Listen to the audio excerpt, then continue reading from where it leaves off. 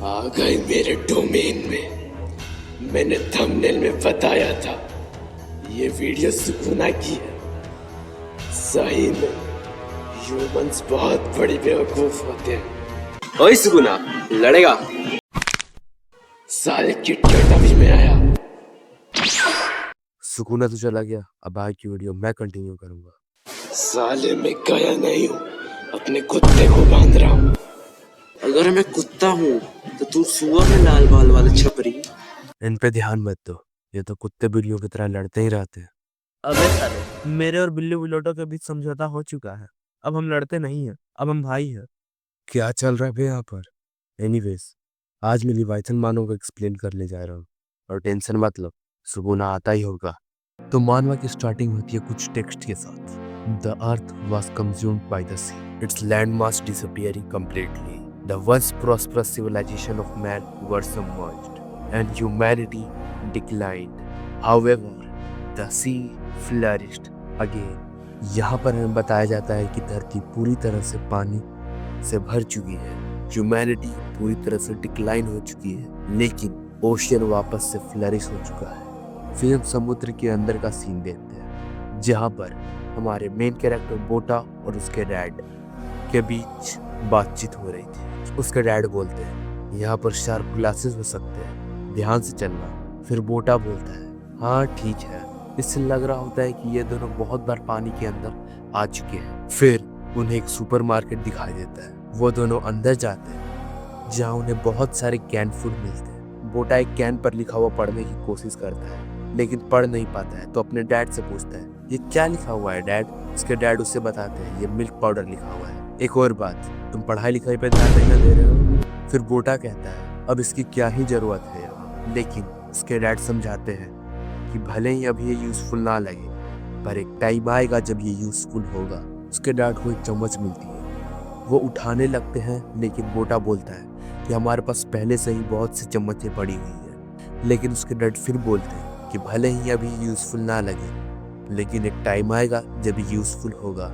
वो दोनों फिर सामान को एक शॉपिंग कार्ट में रखते हैं और एक रस्सी को खींचते हैं, जिससे एक बलून जैसी चीज निकलती है और वो सब ऊपर जाते हैं। ऊपर जाते वक्त मन में बोटा बोलता है डैड इस जगह को रूइंस कहते हैं। डैड कहते हैं इस जगह पर पहले इंसान रहते थे, पर मुझे तो ये सिर्फ एक डरावना खंडहर लगता है। फिर वो लोग ऊपर आते हैं, हम उनका शिप बोलो या घर देखते हैं, जहाँ पर बोटा की बहन रीटा को दिखाया जाता है। उसका डैड पूछते हैं रीता क्या कुछ दिखाई दिया?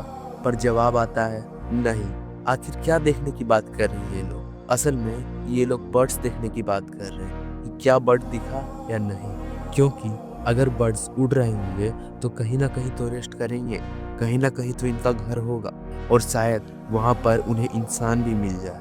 फिर बोटा बताता है कि उन्होंने महीनों से किसी बर्ड को नहीं देखा और अपने डैड से एक सवाल पूछता है कि क्या हमारे अलावा कोई जिंदा बचा है?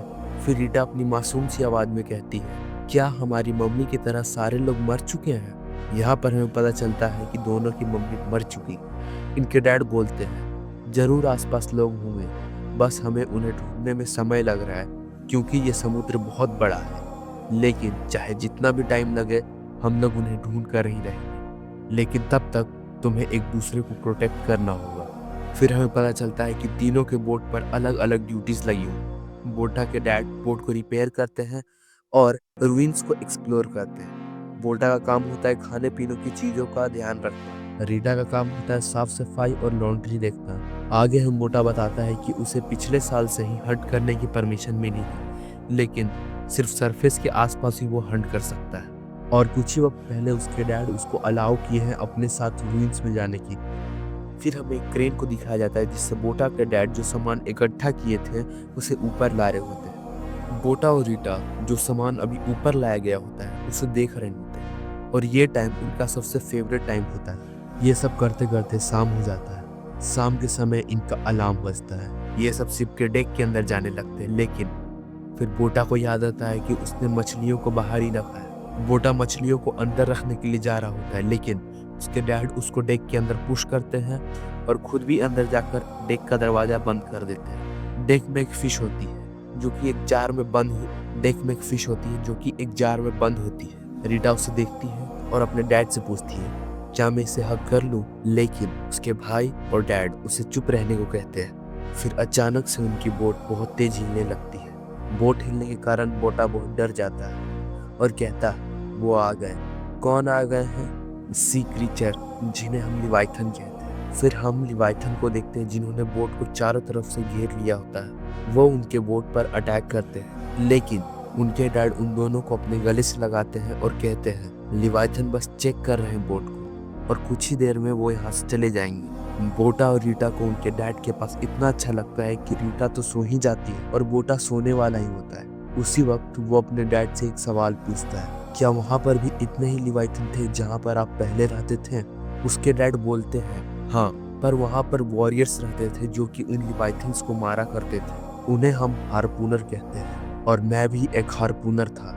ये जो टैटू तुम देख रहे हो, ये हार्पूनर्स की निशानी होती है। फिर बोटा पूछता है, ये डॉट्स क्या है डैड? उसके डैड बोलते हैं, ये डॉट्स नहीं, ये स्टार्स है।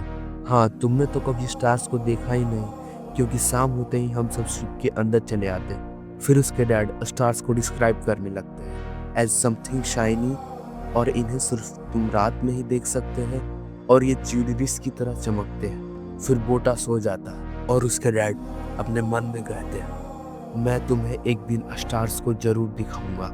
चांद को तो देखो, बिल्कुल तुम्हारे फ्यूचर की तरह टूटा हुआ है। फिर हम अगले दिन का सीन देखते हैं जहाँ पर उनकी सारी मछलियों को लिवाइथन्स ने खा लिया होता है। लिवाइथन्स ने उनकी बोट को बहुत डैमेज दिया होता है, पर उनके डैड उन्हें पकड़कर कहते हैं, हम सब बहुत लकी हैं क्योंकि हम में से किसी को कुछ नहीं हुआ है। बोटा कहता है, सही में हम लकी है। फिर हम बोट को देखते हैं जो पूरा टूट गया होता है लिवाइथन्स के अटैक के कारण, और इसे रिपेयर करने में उसके डैड को 1 सप्ताह का टाइम लगेगा और उनके पास उतना पार्ट्स भी नहीं है जिससे वो लोग बोट रिपेयर कर सके।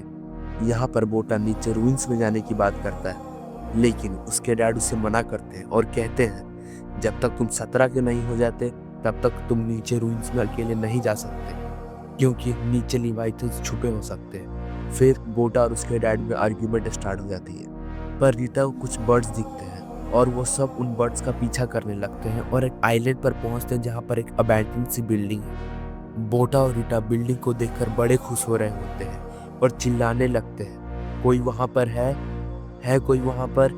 लेकिन उनके डैड उनके मुंह पर हाथ रखकर उन्हें चुप करते हैं। ऐसा क्यों? बिकॉज वहाँ पर बुरे लोग भी हो सकते हैं जो उन्हें मारकर उनका सामान लूट ले। उनके डैड बोलते हैं कि मेरा इसी बोट पर इंतजार करना, और अगर मुझे कुछ हो जाता है तो तुम लोग तुरंत यहाँ से चले जाना बोट लेकर। उसके डैड तुरंत अपना हथियार लेते हैं और तैर कर बिल्डिंग में जाते हैं। फिर सीन कट होता है और हमें बोटा और रीटा को दिखाया जाता है, जिन्हें एक आदमी समुद्र में डूबता हुआ दिखाई देता है। फिर हम वापस से बोटा के डैड पर आते हैं और उन्हें कुछ एक्सप्लोजिव मिला रहता है, और वहीं उनके बगल में एक बड़ा सा होल दिखता है जिनके लोहे अंदर की तरफ मुड़े हुए हो, और उस होल के आसपास बिल्कुल उसी तरह के स्क्रैचेस होते हैं जैसा कि उनके बोट पर थे, पर ये स्क्रैचेस उनके बोट वाले स्क्रैचेस से बिल्कुल बड़े थे। फिर उनके डैड घबरा कर बोट पर जाते हैं और वहाँ उन्हें पता चलता है कि बोटा रस्सी लेकर उस टूटे हुए आदमी को बचाने के लिए जा रहा है। उसके डैड बोलते हैं, ये कोई आदमी नहीं, ये लिवाइथन का एक इल्यूजन है। फिर वो इल्यूजन वापस से पानी के अंदर चला जाता है। बोटा बोलता है, क्या ये चला गया? उसके डैड बोलते हैं, नहीं, बल्कि हमारे नीचे कुछ है। फिर हम देखते हैं उस लिवाइथन को जो उनके बोट के नीचे था। वो उनके बोट पर अटैक करता है। फिर लिवाइथन उनके सामने आ जाता है जिसका फेस कुछ ऐसा था। तो इसी के साथ चैप्टर 1 और ये वीडियो ख़त्म होती है।